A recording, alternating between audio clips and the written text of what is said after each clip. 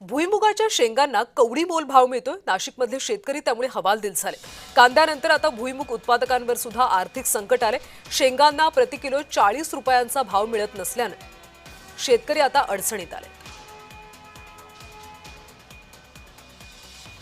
नाशिकच्या ग्रामीण भागामध्ये आपण बघितलं तर भुईमुगाच्या शेंगा काढण्याचं सध्या काम चालू आहे। भुईमुगाच्या शेंगा तयार करण्याचं काम यावेळी नाशिकच्या ग्रामीण भागात शेतकरी करत असताना, शेतकरी कुटुंब करत असताना दिसत आहे।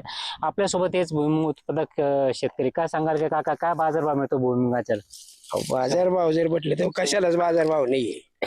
काय भुईमुगा शेंगा काय आता पोतं कसं जातं गोणी? गोणी वल्ली गोणी आहे, त्याची जाती त्या आज त्या 40 रुपये किलो आणि विकत घ्यायला दुकानात गेलं तर 160 रुपये किलो चालली। मग याचा भावचा मधला ताळमेळ आहे कुठं याचा? जर कांदे बघितले तर 600 रुपये क्विंटल चालली कांदी।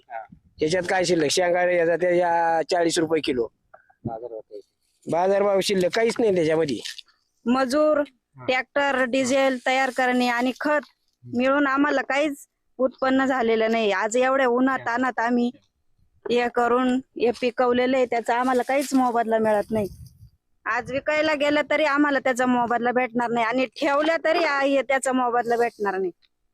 एकूणच बघितलं तर भर उन्हात देखील या शेंगा काढण्याचं काम चालू आहे। मात्र या भुईमुगाच्या शेंगाला देखील कवडीमोल बाजारभाव मिळत असल्याने शेतकऱ्यांनी खंत व्यक्त केल्याचं यावेळी दिसून येत आहे। नरेंद्र बाटाव, जय महाराष्ट्र न्यूज, नाशिक।